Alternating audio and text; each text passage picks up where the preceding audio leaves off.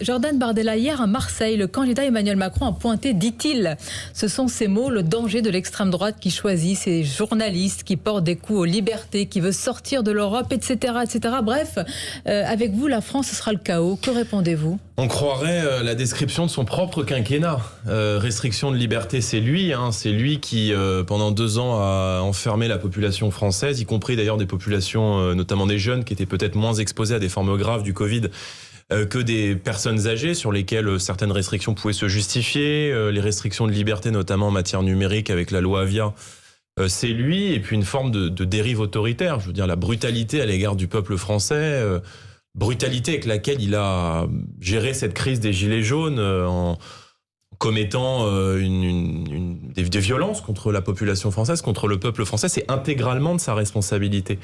La France est aujourd'hui 34e en matière de respect de liberté de la presse, c'est-à-dire derrière le Ghana et l'Uruguay.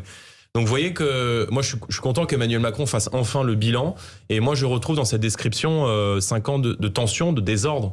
Je pense qu'il y a un besoin aujourd'hui de rassemblement, de concorde dans le pays. Et surtout, il y a un besoin pour les Français de reprendre le contrôle de leur vie, de leur destin. Et c'est la raison. Vous seriez le camp où elle serait, Marine Le Pen, la candidate de la concorde et du rassemblement ? Je pense qu'Emmanuel Macron est un candidat autoritaire, est un candidat extrémiste, qui a fait beaucoup de mal à notre pays, tant dans les mots qu'il a utilisés contre le peuple français, les injures. Et d'ailleurs, je regrette qu'il n'ait pas condamné, qu'il ait cautionné les déclarations de Mourad Boudjelal, qui a ouvert son meeting et qui s'est adressé aux électeurs du Rassemblement national, c'est-à-dire d'après les derniers sondages, près d'un Français sur 2 au second tour, quasiment, en leur disant « vous êtes des racistes ». Je pense que les Français sont fatigués de ces injures, de ces leçons de morale, et qu'il est temps de faire élire peut-être une présidente de la République qui aime les Français, qui les respecte et qui sera la présidente du cœur.